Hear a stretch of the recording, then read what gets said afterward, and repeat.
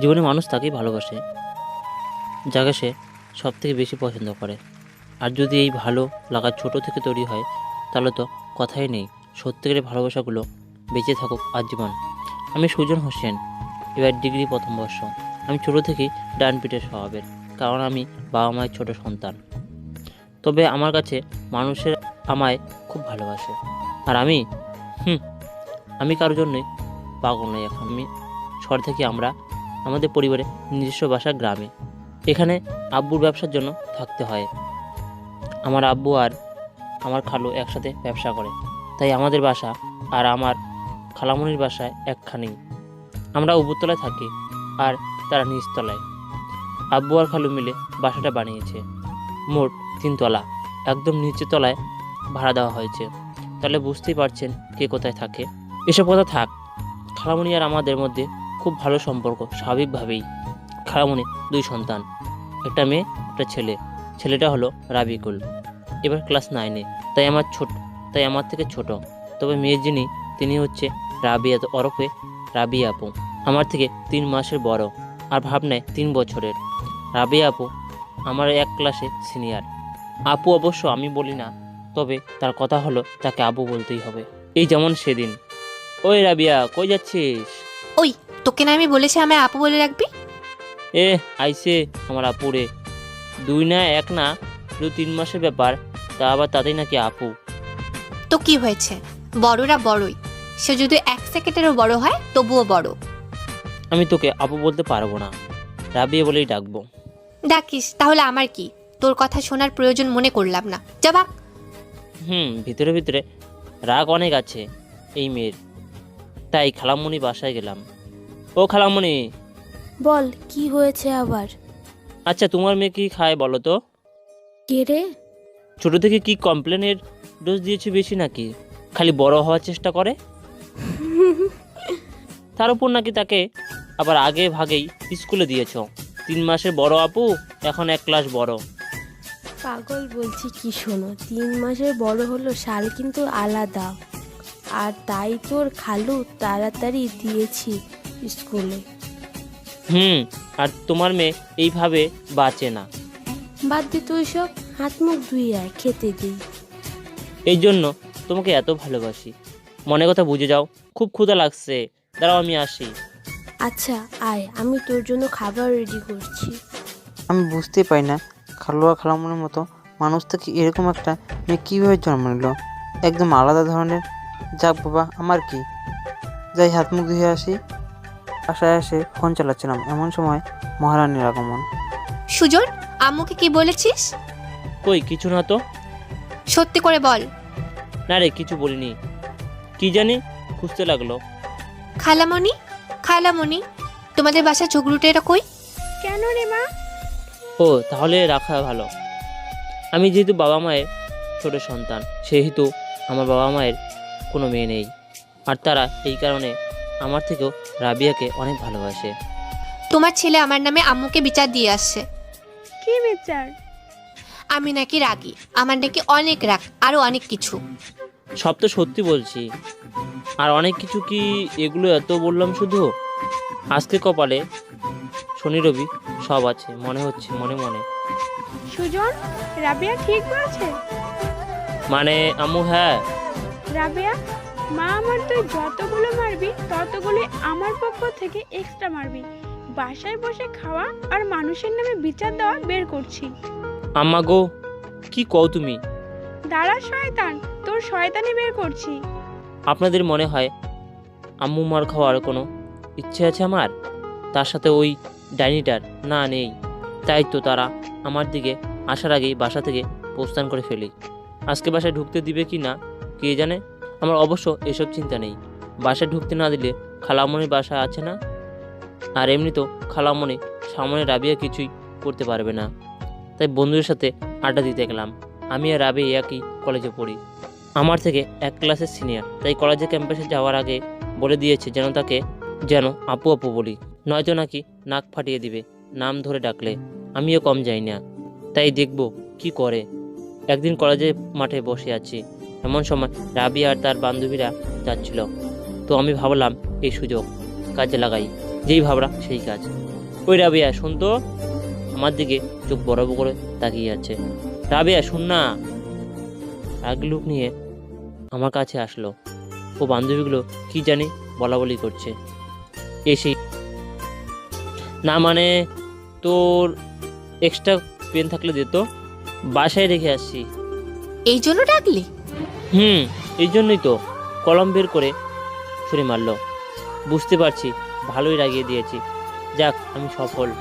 কিন্তু বাসায় এসে যা ঘটলো তারপর বুঝলাম যে আমি নিজের বিপদ নিজেই ডেকে এনেছি। বাসায় আসলাম, মনে মনে আজ খুব খুশি। মনে হচ্ছে রাবিয়া অপদস্থ হয়েছে সবার সামনে। আহা, এত খুশি লাগে কেন? যাই বাসায় যাই তাড়াতাড়ি, খুব ক্ষুধা লাগছে। এত বড় কাজ করে আসলাম। বাসায় ঢুকতে যাব এমন সময় দেখলাম বাসায় দরজার আগে থেকেই খোলা। কিছু বুঝতে পারছি না। আম্মু তো কখনো এইভাবে দরজা বন্ধ করে রাখে না। তাহলে মনে তো হচ্ছে আমার জন্য এইভাবে দরজাটা খোলা রেখেছে। সেটা ভেবে ঢুকে পড়লাম। ভিতরে যে আমার জন্য শনি অবস্থান করছে তা কি আমার জানা ছিল? ভিতরে যেয়ে দেখি আম্মু আর রাবিয়া ঝাড়ু আর ডান্ডা নিয়ে বসে আছে। ভাবলাম কি জন্য বা। আসেন স্যার আসেন। ও ধন্যবাদ। আজকে তোর একদিন কি আমার 2 দিন। আজকে তোমারও না আমারও না, সবার একদিন। কিন্তু এগুলো কথা হচ্ছেই কেন? তুই আজ কলেজে কি করছিস? কলেজে গেছি, ক্লাস করছি, বন্ধুর সাথে আড্ডা দিলাম, আর এই তো বাসায় আসলাম। শয়তান, রাবিয়ার সাথে কি করেছিস? ছি ছি, আমার নামে এত বড় অপবাদ! আমি ভালো ছেলে, আমি কিছু করিনি। আরে কুত্তা, আমি বলেছি কলেজে খারাপ ব্যবহার কেন করেছিস? কই করলাম? শুধু কলম চেয়েছি ব্যাস, আর তো কিছু না। খালামণি ওই মিথ্যে বলেছে। সুজন আমার নাম ধরে রেখেছে আর আমার বান্ধবীগুলোর সামনে অপদস্থ করেছে। নাম ধরে রাখলে কেউ আবার অবদস্থ হয় নাকি? ওই তোকে না আমি বলেছি আমার নাম ধরে ডাকবি না। আমি তো আবু বলছি, তুই শুনিসনি মনে হয়। দেখো খালামণি, ও আমার সাথে তুই তুকারি করে কথা বলছে। আজকে তোকে মারবো শয়তান। মাগো, এত জোরে কেন মারো?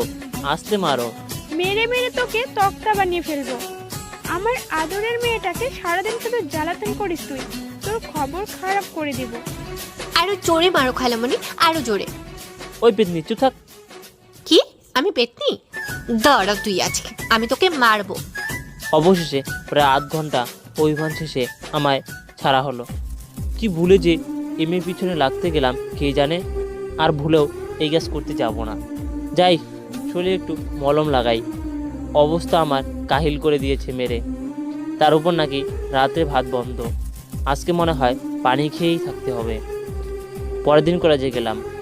ক্লাস করে ক্যাম্পাস থেকে বেরিয়ে হচ্ছিলাম, এমন সময় রাবিয়া আসছিল। কিরে, কেমন দিলাম? জি আপু, খুব ভালো। বাহ, একদিনই এত চেঞ্জ। মারের উপর বড় কোনো ওষুধ নেই আপু। আমার একটু সাইড দেন, আমি বাসায় যাব। বাবা যা। পাশ কেটে চলে গেলাম। না, এই মেয়ের সাথে আর কোনো ঝামেলা জড়ানো যাবে না। হ্যাপি কিল দিচ্ছে মাম্মি, তাই রাবিয়া যেখানে আমি সেখানেই নেই। সেদিন রাবিয়ার ছোট ভাই রাবিকুলের সাথে দেখা। কি ব্যাপার ভাইয়া, শরীর ঠিক আছে তো? কেন, আমার শরীরের অবস্থা কি হবে? না, যা শুনলাম ভাবছিলাম মেডিকেলে থাকবে 2-3 দিন। কি শুনলি? আপু নাকি তোমায় সেরকম টিফিন পাঠাইছে, সাথে নাকি খালামণিও। তোকে এগুলো কথা কে বললো? কেন, আপু বলছে। ভালো করছে। আর কে কে জানে? আমাদের বাসার সবাই। আর আপু তো সবাইকে বলে বেড়াচ্ছে, কিন্তু কেন? কই যাচ্ছিলি? প্রাইভেটে। তো এখানে দাঁড়িয়ে দাঁড়িয়ে সময় নষ্ট করছিস যে, যা।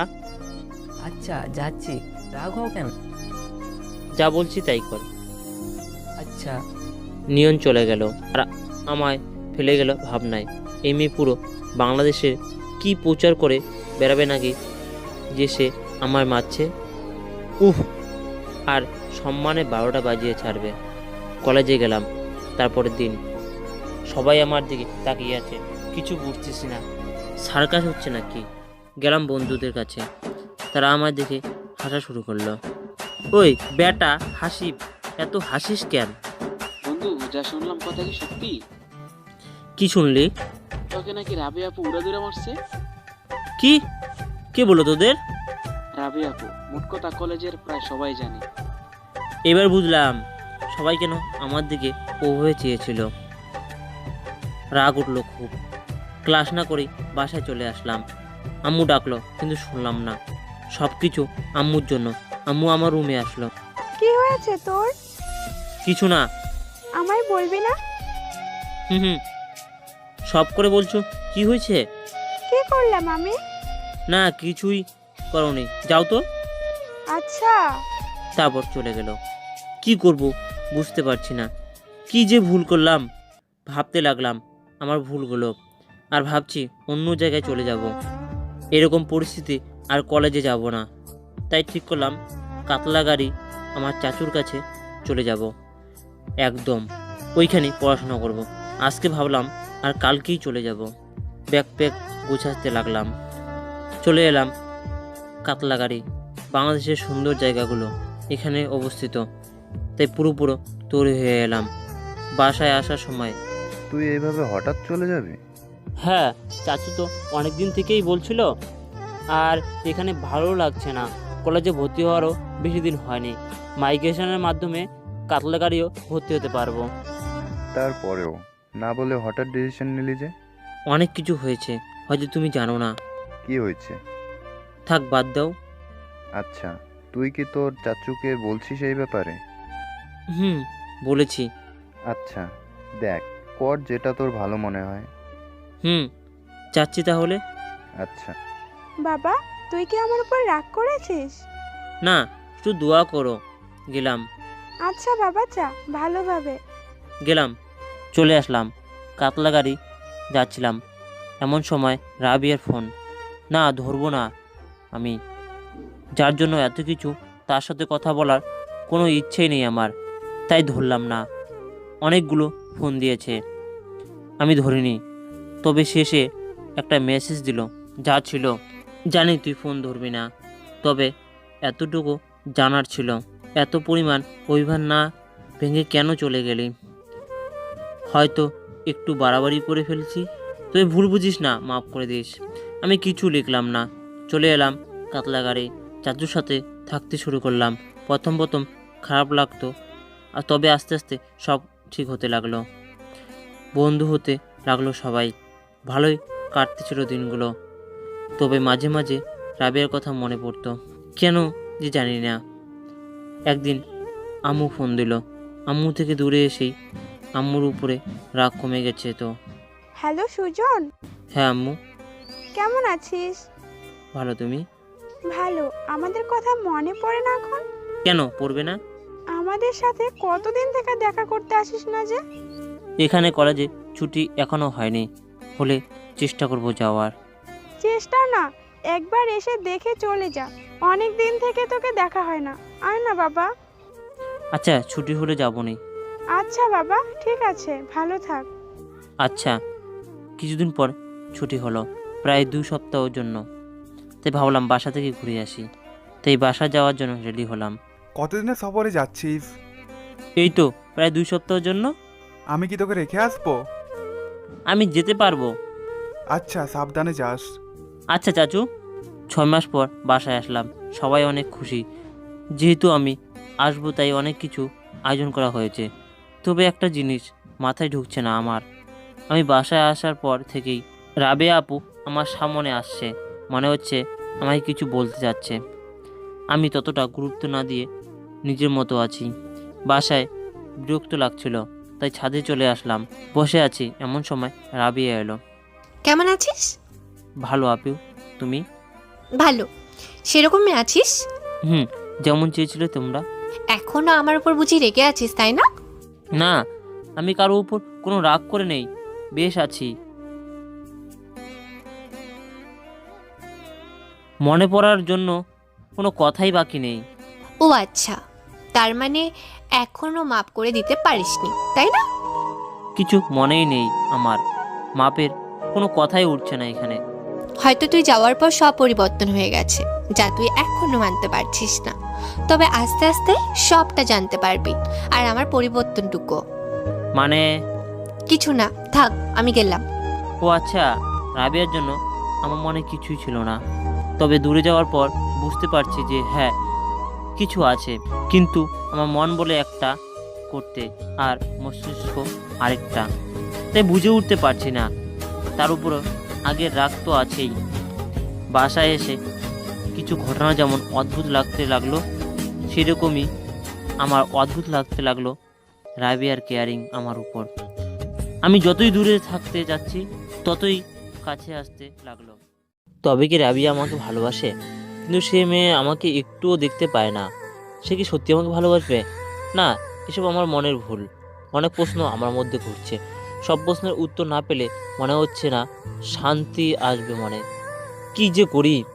বাবা, এখানে কি করিস? না আব্বু, এমনি আসলাম। তুমি কেন আসলা? তোকে ডাকতে, তোর আম্মু ডাকছে। ও আচ্ছা, চলো তাহলে। হ্যাঁ চল, তবে একটা কথা শুনে যা। বলো।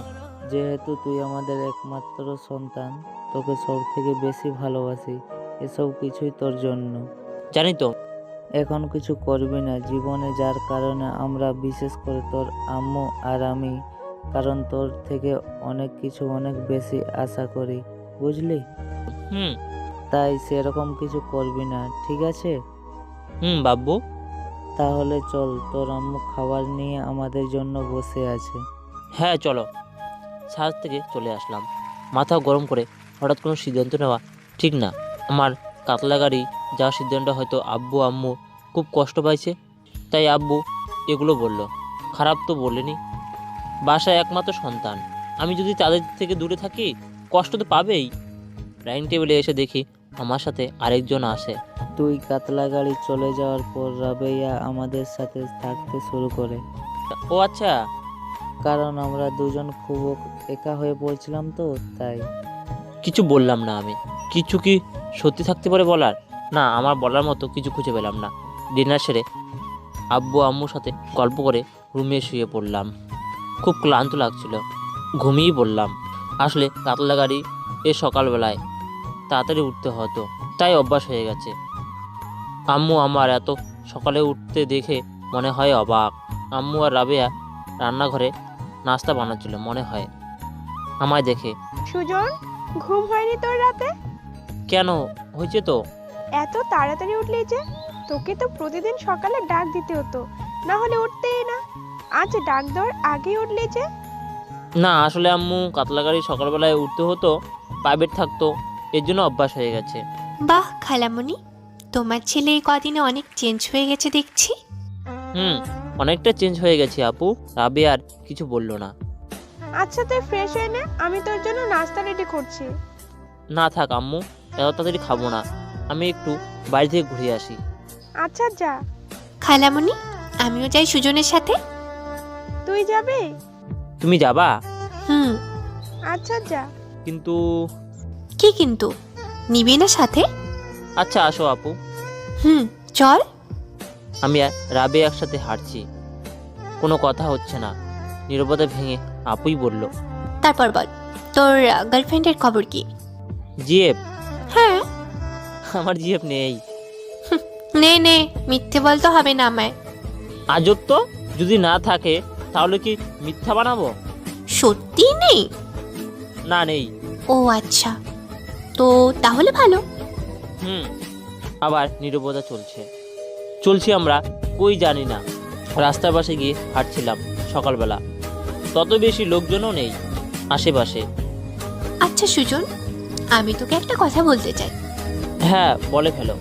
আচ্ছা, তুই কি খুব ঘৃণা করিস আমায়, তাই না? কতবার বলবো আমি ঘৃণা করি না তোমায়? এখন কি প্রমাণ দেখাতে হবে? দেখা। সব থেকে বড় প্রমাণ তো এটাই যে আমি তোমাকে ঘৃণা করলে এতক্ষণ তোমার সাথে হাঁটতাম না, আর তোমার সাথে কথাও বলতাম না।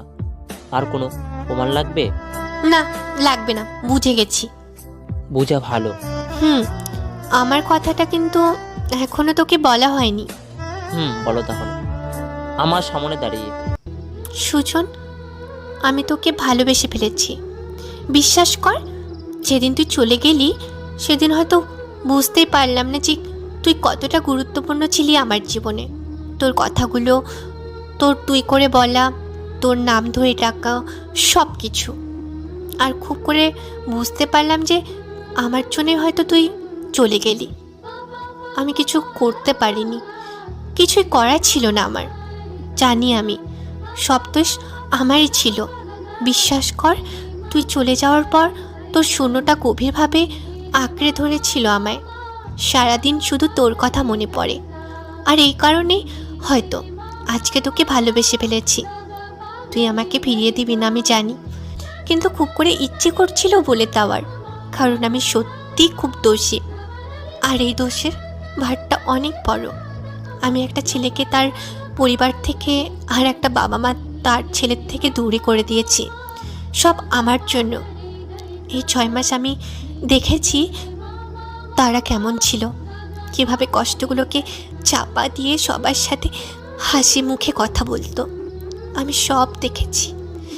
তাই আমি চাই তুই আমাকে গ্রহণ করতে না পারিস, ঠিক আছে, এটা মেনে নেওয়া যাবে। তবে আমায় মাফ করে দে প্লিজ। মাফ করে দিতে পারে এক শর্তে। কি শর্ত? আমি তোর সব শর্ত মানতে রাজি। তাহলে শোনো, আমি যতদিন বাসায় আসছি না, আব্বু আম্মুকে সামলানোর দায়িত্ব তোমার। কেননা তোমার কারণেই তাদের থেকে দূরে যেতে হচ্ছে আমার। আমার বাবা মা হয়তো আমায় খুব ভালোবাসে, তাই তাদের খেয়াল এখন তোমাকেই রাখতে হবে। ব্যাস এইটুকু। পারবো, আমি পারবো তোর সত্য রাখতে। পারলে ভালো। আর আমার কথাটা? আমার কথা রাখতে পারলে আমি চেষ্টা করব। ও আচ্ছা। বাসায় চলে আসলাম। ফ্রেশ হয়ে খাওয়া দাওয়া করে রুমে আসলাম। ভাবছি রাবিয়া কি আমার কথা রাখতে পারবে? পারলে তো ভালোই, কিন্তু পারবে মনে হচ্ছে। কেননা আমি ছিলাম না যতদিন, তত তো সেই আমার আম্মু আব্বুকে খেয়াল রাখছে। অবশ্য আমার এর থেকে বেশি কিছু চাওয়ার নেই। ভাবছিলাম এমন সময় আমার রুমে রাবিয়া এলো। আচ্ছা, আমি কি তোর পছন্দ নই? এই কথাটা হচ্ছে কেন? আমার কথার উত্তর দে। প্রয়োজন মনে করছি না। বাহ, খুব ভালো। হ্যাঁ, এটাই। বুঝে নাও। মানে? বুঝে নাও, আর থাকলে বুঝে নাও। এত কঠিন কঠিন কথা কোথায় শিখলি বলতো? সব কিছুই শিখে নিতে হয়। শুধু অনুভূতিগুলোই শিখলি না? সময় আসলে সেটাও শিখে নিব না হয়। তাই? তাই। হাসতে হাসতে বের হয়ে গেল। ক্রাশ খেলাম নাকি যাই না, তবে অনেক ভালো লাগা কাজ করছিল। যে কয়দিন বাসায় ছিলাম সব সময় রাবিয়া ছিল পাশে। খুনছুটি নানা বিষয় নিয়ে গল্প হতে আমাদের মাঝে। আব্বু আম্মু খালামণি খালা সবাই আমাদের এত ভালো সম্পর্ক দেখে তো অবাক, তবে মনে মনে খুশি অবশ্য। আমার ছুটি শেষ হয়ে আসছিল।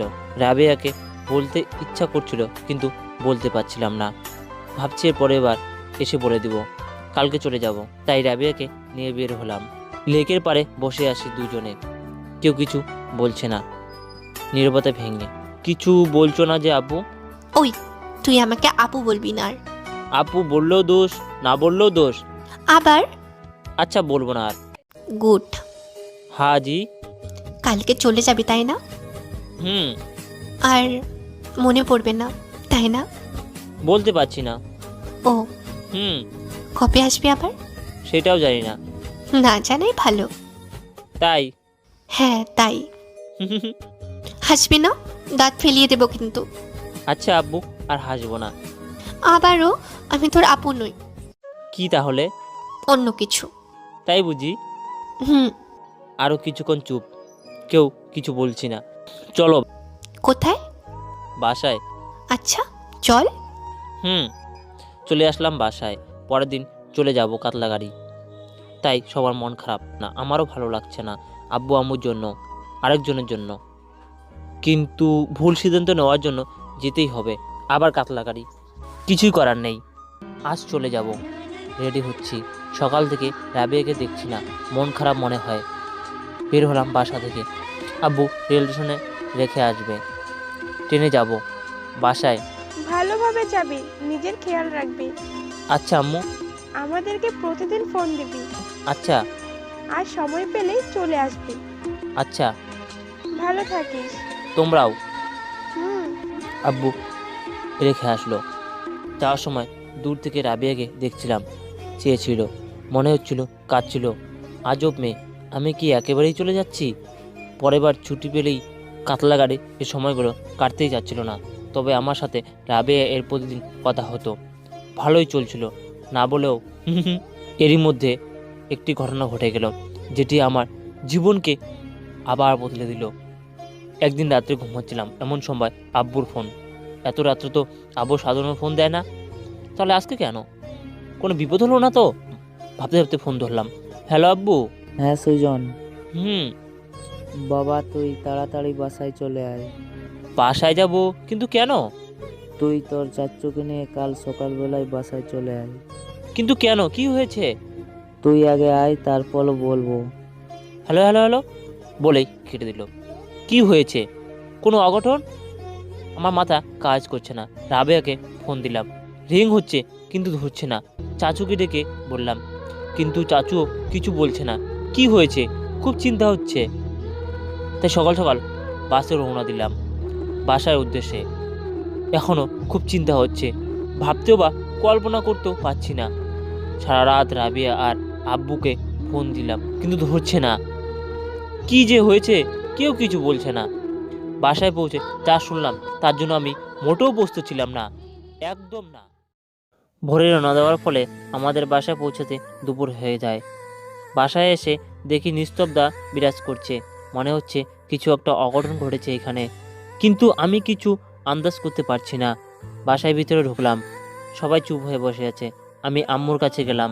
আম্মু, আম্মু কি হয়েছে? আম্মু কোনো কথা বলছে না, শুধু নীরব দৃষ্টিতে একবার তাকিয়ে আর তার আবার চোখ ফিরিয়ে নিল। আব্বুর কাছে গেলাম। আব্বু, ও আব্বু, কি হয়েছে বলো না? আব্বু কিছু বলছে না। আরে আজব তো, কি হচ্ছে এসব? আজব ব্যাপার, তোমরা কেউ কিছু বলছো না কেন? কি হয়েছে বলো না আমায়। এতক্ষণে লক্ষ্য করলাম খালু আর খালামণি ও আমাদের বাসায়। আমাদের কিছু আত্মীয় স্বজন এসেছে। খালামণি কান্না করছে। খালামণি কাছে গেলাম। খালামণি, ও খালামণি, বলো না কি হয়েছে। বলার সাথে সাথেই জোরে কেঁদে দিল।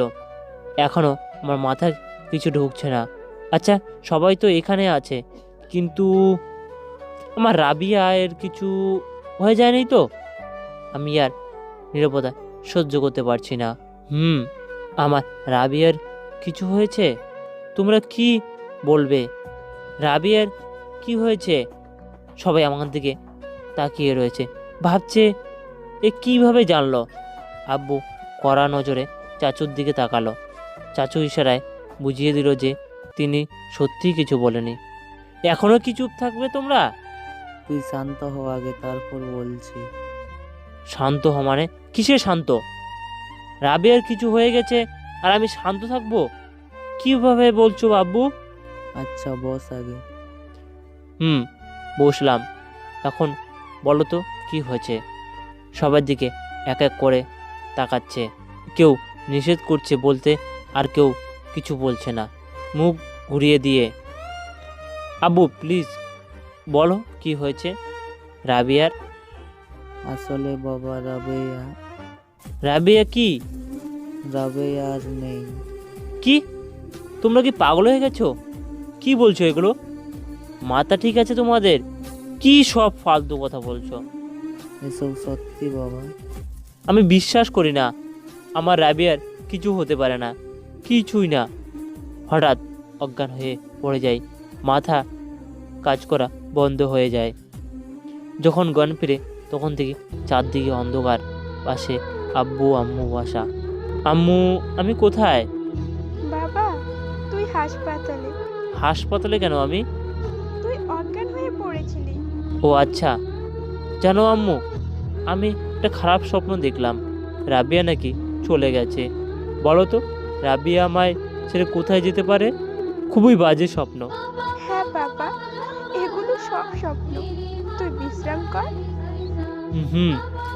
আমার খুব ঘুম পাচ্ছে আম্মু, খুব।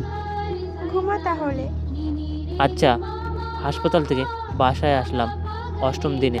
আমার প্রথম যেদিন জ্ঞান ফিরে সেদিন 5ম দিন ছিল। যা মানে এই আমি 5 দিন টানা অজ্ঞান ছিলাম। এখন স্বাভাবিক হয়ে আসছি। তবে একটা মেয়ের কথা খুব খুব মনে পড়ে, খুবই আমার রাবেয়াকে। কত বড় হতভাগ আমি, যে জানাতেও পারলাম না মেয়েটাকে আমি কতটা ভালোবেসেছিলাম তাকে। সব ছেড়ে চলে গেল রাবেয়া। প্রতিদিনের মতো সেদিনও গিয়েছিল কলেজে। তার বাবা তার জন্মদিন তাকে একটা স্কুটি গিফট করেছিল, ওটা করেই যাওয়া আসা করতো। কিছুদিন আগে তার জন্মদিন ছিল, এই মাসেই আমি লাল চুড়ি কিনে পাঠিয়ে দিয়েছিলাম অনেকগুলো। তো সেদিন বাড়ি ফেরার পথে রাস্তায় স্কুটি নিয়ন্ত্রণ হারিয়ে ফেলে পড়ে যায়। তখন পর্যন্ত কিছু হয়নি, এমন সময় বেপরা গতিতে একটি ট্রাক এসে, আর বলতে পারছি না, ডাক্তার বলছিল বাঁচানো সম্ভব না। তবু অনেক চেষ্টা করা হয়েছিল, কিন্তু কিছুই কাজে লাগেনি। সেদিন রাতে সে না ফেরার দেশে চলে যায় আর রেখে যায় তার প্রিয় ডায়েরিটা আমার জন্য। পচামে আমায় একা করে চলে গেল না ফেরার দেশে। এখন আমি তাকে নিয়ে বাঁচব, তাই ডায়েরিটা খুললাম। সব জায়গাতে আমার নাম, তবে এক জায়গায় গিয়ে থমকে গেলাম, কিছু লেখা তুলে ধরা। প্রিয় সুজন, ওই পাগল, তুই কি আমায় কখনো বুঝবি না? আমি তোকে কতটা ভালোবাসি জানিস তুই? আমিও জানি তুইও আমায় ভালোবাসিস। তোর শর্ত পূরণ না হওয়া পর্যন্ত আমায় বলবি না, আমি জানি। বুদ্ধু, আমায় আগে বলে দিতে পারতি, তারপর দেখতি আরও মন দিয়ে তোর শর্তগুলো পালন করতাম। বোকা কোথাকার। ঠিক আছে, আমিও অপেক্ষা করব। তুই জানিস তোর দেওয়া চুড়িগুলো আমার লাইফের বেস্ট গিফট। এত সুন্দর চুড়ি, আমি তো ভেবেই রেখেছি যেদিন তুই আবার বাড়িতে আসবি সেদিন তোর দেওয়া চুড়িগুলো পরে তোর সামনে যাব। জানিস এখন কেন জানি একলা একলা মনে হয় রে। তোকে হারানোর ভয় কাজ করে, মনে হচ্ছে আস্তে আস্তে আমি তোর থেকে দূরে চলে যাচ্ছি। কেন যে এই অদ্ভুত খেয়ালগুলো ভেসে উঠছে জানি না। আমি তো তোকে ছেড়ে যাব না, তাই না রে? কারণ আমি তো তোকে এত এত এতগুলো ভালোবাসি, খুব ভালোবাসি রে, খুব ভালোবাসি। তোকে ছাড়া কোথাও যেতে চাই না। আমায় কখনো ভুল বুঝিস না রে। এতে তোকে সব থেকে যে বেশি ভালোবাসি রাবেয়া। আমি আমার চোখের পানি ধরে রাখতে পারিনি।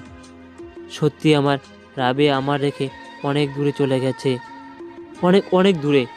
আমার রাগিয়ে আপু আমায় আর কখনো রাগ দেখাবে না, আমার নামে আর কখনো নালিশ করবে না আম্মুর কাছে, আমায় বকা দিবে না নাম ধরে রাখলে, আমায় আর কখনো ভালোবাসবে না। সে নেই, সে আর নেই, সে সত্যিই আর নেই। এই আছি রাবিয়ার কব্বরের সামনে। তাকে শেষ দেখা হয়নি আমার। ও বলেছিল শেষবার দেখতে চেয়েছিল তোকে, তাই তোর আব্বু তোকে তাড়াতাড়ি আসতে বলেছিল, কিন্তু আমি শেষ কোথাও রাখতে পারিনি। হাতে ডায়েরি, চোখে পানি, আর সাথে আমার দেওয়া সেই চুড়িগুলো। রাবেয়া, এই রাবেয়া, এই কথা বলো না, কেন এভাবে আমায় ছেড়ে চলে গেলে? আমার কথা শোনার প্রয়োজনও মনে করলে না একবার? আমায় নাকি তুমি ভালোবাসো, তাহলে এইভাবে ছেড়ে চলে গেল কেন? ওই কথা বলছো না কেন? একা একা শুয়ে আছো, আমার কথা গুরুত্বই দিচ্ছ না তুমি। কেন এইভাবে আমায় ছেড়ে চলে গেলে? আমায় ছাড়া থাকতে কি তোমার একটু কষ্ট হচ্ছে না রাবেয়া? এই দেখো, আমি তোমার জন্য তোমার দেওয়া লাল চুড়িগুলো নিয়ে এসেছি। তুমি না আমায় সামনে পড়তে চেয়েছে? এই ওঠো না, আমার কাছে ফিরে আসো না। আমি যে তোমায় খুব ভালোবাসি, খুব। যেটা বলার ছিল হয়তো আর কোনোদিনও বলার হবে না, তবে আমি তোমায় এভাবে হারাবো তা আমার কল্পনাতেও ছিল না। হয়তো বলতে পারিনি, তবে তোমায় আমি অনেক ভালোবাসি আর আজীবন ভালোবেসেই যাব। ভালো থেকো ওই না ফেরার দেশে, স্মৃতি নিয়ে বেঁচে থাকবো তোমার সারা জীবন। ভালো থেকো, ভালোবাসা। চোখের পানি তো তাই আনমনে গতিতে পড়ে।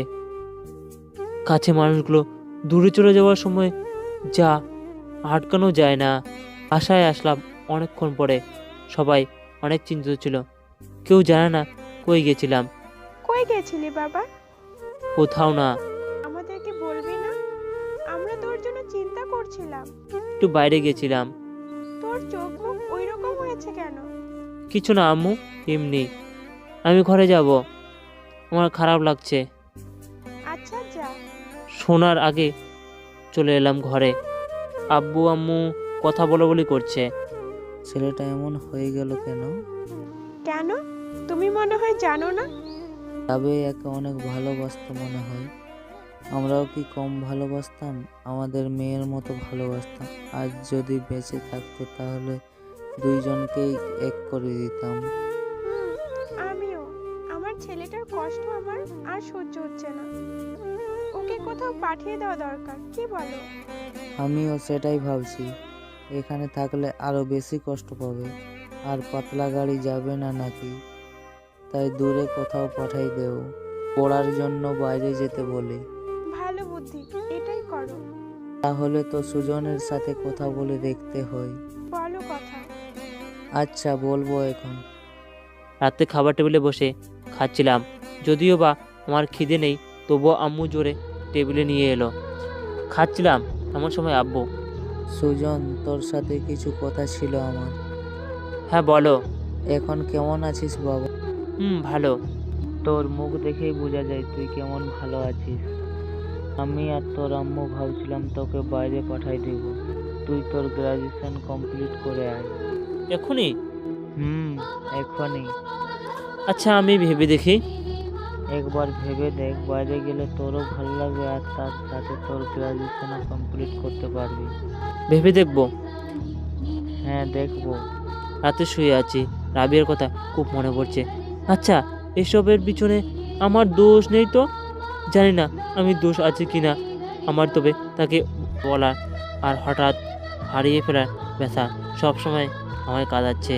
আমি পারছি না আর সহ্য করতে, তাই সিদ্ধান্ত নিয়ে নিলাম আব্বু যা বলবে তাই করব। পরদিন সকালে নাস্তা করার সময় আব্বুকে বললাম, আব্বু ভেবে দেখেছি। কি সিদ্ধান্ত নিলি? আমি বাইরে যাব। খুব ভালো, আমি সব কিছুর ব্যবস্থা করছি। বাইরে চলে এলাম। ভালো লাগছিল না কিছুই। নদীর পাড়ে হাঁটছিলাম। পরে মনে পড়ে গেল আগের বারের আতলাগাড়ি যাওয়ার আগে রাবিয়া আর আমি এখানে একসাথে এসেছিলাম, আর আজ সব অতীত। কিছুদিনের মধ্যে আমার পাসপোর্টও ভিসা হয়ে যায়, স্কলারশিপ হয়ে যায় ইউএসএ একটি ভালো কলেজে। তাই সেইখানেই চলে যাব। দেখতে দেখতে সেদিন এলো যেদিন চলে যাব। এয়ারপোর্টে আব্বু আম্মু কাছে বিদায় নিয়ে ইমিগ্রেশন কমপ্লিট করে ফ্লাইটে উঠলাম। সব কিছু ফেলে নতুনের উদ্দেশ্যে পাড়ি জানালাম। ইউএসএ আমার মামাতো ভাই শাহিদুল থাকে, তার বাসাতে ওঠার কথা শুনেছি। আবিদ সেখানকার সবাই নাকি বাঙালি। ভালোই হলো, প্লেন ল্যান্ড করলো। এয়ারপোর্ট থেকে বের হয়ে দেখি শাহিদুল দাঁড়িয়ে। Welcome my dear brother. আসতে অসুবিধা হয়নি তো তোর? না ভাইয়া, কেমন আছিস? I am good. তুই? ভালো। চল তাহলে যাওয়া যাক। হ্যাঁ, শাহিদুল আমার বড় হলেও আমার খুবই ফ্রেন্ডলি একে অপরের কাছে। সে আমাকে তুই করে বলে, আর আমিও। আর শাহিদুল এখানে চাকরি করে শুনেছি, বড় কোম্পানিতে। তার নিজস্ব গাড়ি আছে, সেটা করেই তার বাসায় গেলাম। অনেক বড় বাসা। শাহিদুলের বিয়ে হয়নি, তবে খুব শীঘ্রই করবে। পাত্রী ঠিক আছে, এখন বাংলাদেশে যাওয়ার পালা। আমাকে আমার রুম দেখিয়ে দিল। তারপর খাওয়া করে একটু বিশ্রাম নিলাম। বিকেলবেলায় দুই ভাই মিলে ঘুরতে বের হলাম। এখানে অনেক বড় একটা লেক আছে, সেখানে বসে আছি। এমন সময় খালাতো বোন রাবেয়া মারা গেছে না? ভাইয়া, এগুলো কথা উঠছে না তো, প্লিজ। হ্যাঁ, আমি আসলে উঠাতে চাইছিলাম না, কেননা আমি সব জানি, কিন্তু একটা কারণে উঠালাম। কি কারণ? পিছনে দেখ। কি? ঘুরে তাকালাম। আমি নিজের চোখে বিশ্বাস করতে পারছি না। আমার থেকে কয়েকশো হাত দূরে রাবিয়া দাঁড়িয়ে। আমি কল্পনাও করতে পারছি না এটা কি সত্য। কি হলো আমার ঠিক মনে নেই। আমি জ্ঞান হারিয়ে পড়ি। রাবিয়া আমার সামনে, আমার বিশ্বাস হচ্ছে না। এটা কিভাবে সম্ভব? না না, আমি মনে হয় স্বপ্ন দেখছি। এটা সত্য হতে পারে না। তবে কি আমি ভুল দেখছি? আমার থেকে কয়েকশো হাত দূরে দাঁড়িয়ে আছে সাইদুলকে বললাম, এটা কিভাবে সম্ভব? আমিও তো তাই ভাবছি। ভাইয়া আমি নিজে ওকে কবর দিয়েছি। তাহলে কিভাবে আমাদের সামনে রাবেয়া? জানি না আমি। আরে এত কিছু জানাজানির কি আছে, চল যে রাবিয়াকেই জিজ্ঞেস করলেই হলো। চল। রাবেয়ার কাছে গেলাম, কথা বলছিল। আমার আশ্বাস এখানে কয়েকদিন হয়েছে, এত তাদের কিভাবে এলো? আর এখানে তো তার পরিচিত কেউ নাই। তাহলে এরা কারা? সত্যি কি এই মেয়ে রাবিয়া? কিন্তু আমার ভুল হবার কথা নয়, এতদিনে একসাথে বড় হলাম, আমার চোখ ভুল হতে পারে না। কে তাহলে এই মেয়ে? আমার রাবিয়া কি? রাবিয়ার কাছে গেলাম। রাবিয়া আমার দিকে ঘুরে তাকালো। কাকে বলছেন? রাবিয়া আমার চিনতে পারছিস না? কে রাবেয়া? আর আপনি বা কে? রাবিয়া আমি সুজন। আপনার কোথাও ভুল হচ্ছে। আমি রাবিয়া নই, আমি সুস্মিতা। কি? হ্যাঁ, আপনাদের কোথাও ভুল হচ্ছে। ও দুঃখিত, আসলে আমাদের একটু ভুল হয়ে গেছে মনে হয়, সরি। It's okay. সুজন এদিকে আই। আমায় টেনে দূরে নিয়ে গেল সাইদুল ভাইয়া। আমি কিছুই আন্দাজ করতে পারছি না কি হয়েছে এসব। রাবিয়া আমায় চিনতে পারছে না। সে কি নিজেকে কেন সুস্মিতা বলছে? ভাইয়া কি বলছে রাবিয়া এসব? শান্ত হ ভাই, আগে শান্ত হ, তারপর সব বিশ্লেষণ করা যাবে। আমি শান্তই আছি ভাইয়া, কিন্তু এসব আমার কেন কিছু মাথায় ঢুকছে না। আচ্ছা এই নে, তুই পানি খা আর একটু শান্ত হয়ে বস, আমি একটু আসছি। কই যাও? একটু খবর নিয়ে আসি এই সুস্মিতার ব্যাপারে। ও আচ্ছা। সাইদুল ভাইয়া গেল খবর নিতে। আমার মনে শুধু একটাই কথা বারবার মনে হচ্ছে, আমি রাবিয়াকে চিনি, এই মেয়েই রাবিয়া। কিন্তু কেন তাহলে আমায় চিনতে পারছে না? এত কাছ থেকে দেখে আর কথা বলে এটা তো শিওর হয়েছে যে এই মেয়ে রাবিয়া। কিন্তু রাবিয়া এই যদি হয় তাহলে মিথ্যা কেন বলছে আমায় সে? তবে কি সত্যি সে মেয়ে সুস্মিতা, রাবিয়া নয়? সাইদুল ভাইয়া না আসা পর্যন্ত কিছুই বলা যাচ্ছে না। প্রায় আধ ঘন্টা পর ভাইয়া এলো। এসেই সরাসরি, বাসায় যাই। কি হয়েছে ভাইয়া? এরকম কেন দেখাচ্ছে তোমাকে? কিছু কি জানতে পারলি? আগে বাসায় যাই, তারপর এই ব্যাপারে কথা বলবো। এর আগে একটা কথাও শুনতে চাইছি না এই ব্যাপারে। আচ্ছা। ওহো, আপনাদের হয়তো বলা হয়নি। এমনিতে ভাইয়া খুব ভালো, কিন্তু যদি তার রাগ হয় তাহলে আমাদের ভাই বোনের কাছে অত্যন্ত ভয়ানক হয়ে ওঠে। তাই আর রাস্তায় কিছু বললাম না। বাসায় আসার পর, ভাইয়া কি হয়েছে? অনেক কিছুই জানতে পারলাম। কি জানতে পারলি? কি সত্যি বলছে? যে মেয়েটা সুস্মিতা, রাবেয়া নয়। এটা কিভাবে সম্ভব? অসম্ভবের কি আছে, তোর সামনেই তো দেখলি। আর যা বলতে চাইছি তা শুনলে হয়তো বিশ্বাস করতে বাধ্য হবি। কি বলবি? সুস্মিতা ছোট থেকেই এখানে থাকে। কি কি বলছিস? হ্যাঁ, যা সত্য তাই বলছি। সুস্মিতা বাসা এখানেই? তার আঙ্কেল আন্টির সাথে এখানেই থাকে। সব থেকে বড় কথা, আমাদের এই শহরেই থাকে। কি বলছো? ছোট থেকে যদি এখানে থাকে তাহলে এত ভালো বাংলা তো পাওয়ার কথা না? ওর আঙ্কেল আন্টি দুজনেই বাঙালি, তো স্বাভাবিকভাবেই বাংলা তার মাতৃভাষা। আর সে তো এখানে ছোটবেলায় আসছে, তাহলে ভাষা নিশ্চয়ই শিখে এসেছিল। আচ্ছা, আঙ্কেল আন্টির সাথে থাকে মানে? ওর মা বাবা নেই, ছোটবেলায় নাকি মারা গেছে, তাই ছোট থেকে আঙ্কেল আন্টির সাথে থাকে। বুঝলাম, কিন্তু কিভাবে এক চেহারা দুজন মানুষ হতে পারে? হতে পারে, জানিস না এক চেহারার 7 লোক পৃথিবীতে থাকতে পারে? জানতাম, কিন্তু বিশ্বাস করতাম না। এখন তো বিশ্বাস করতেই হবে। জানি না আমি। ভাইয়া আমি রুমে গেলাম। আচ্ছা যা। আমার রুমে চলে এলাম। আর কিছু ভালো লাগছে না। খানিক মুহূর্তের জন্য মনে হচ্ছিল মনে হয় আবার রাবেয়াকে ফিরে পেলাম, কিন্তু না, এসব কিছু মিথ্যে। সব কিছু ভাবতে ভাবতে ঘুমিয়ে পড়ি।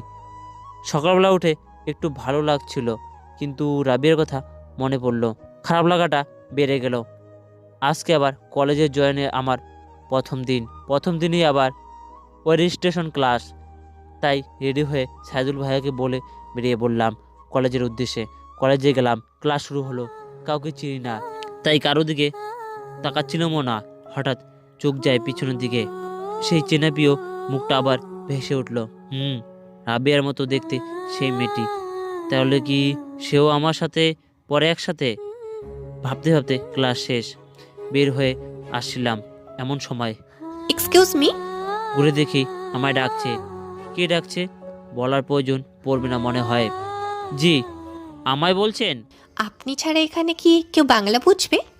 না। আপনি এখানেই পড়বেন? জি। ভালোই হলো, একজন বাঙালি বন্ধু পাওয়া গেল।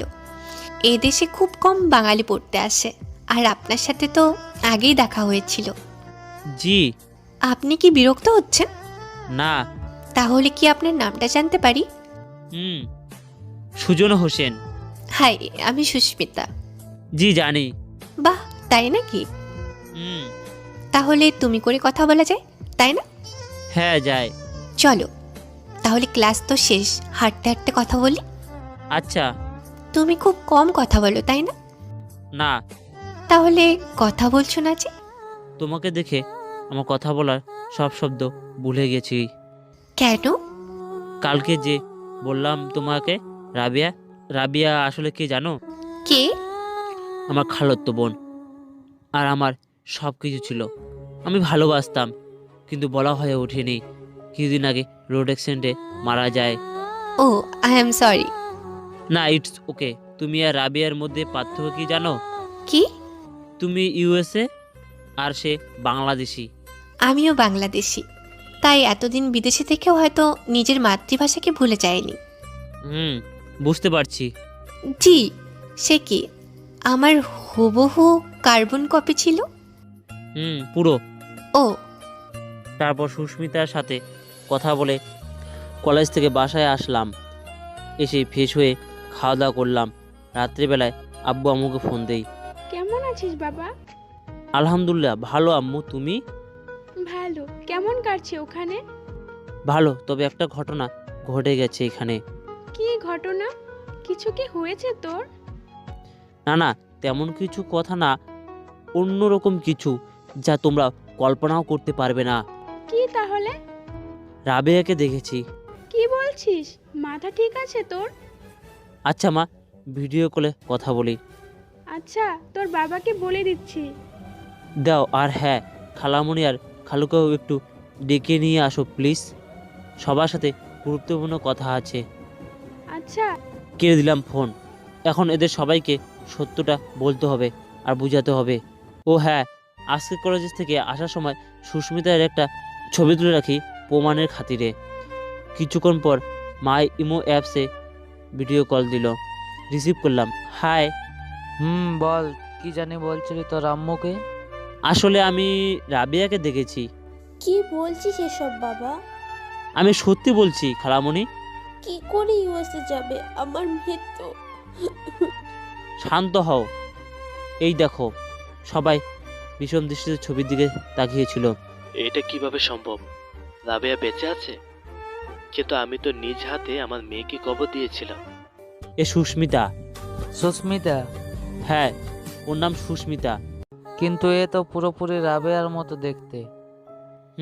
এই জন্যই তোমাদের একসাথে কথা বলতে ডাকছি। কি কথা? আচ্ছা খালামণি, রাবেয়া কি যমজ কোনো বোন আছে? না, রাবেয়ার কোনো যমজ বোন নেই। না বাবা, রাবেয়া মা আমার একমাত্র মেয়ে। কি মনে করো না যদি হারায়া যায় ছোটবেলা বা জন্মের পর? না রে বাবা, এরকম কিছুই না। সব থেকে বড় কথা কি জানো তোমরা? কি? সুস্মিতা বাবা মা নেই, সে তার আঙ্কেল আন্টির সাথে থাকে।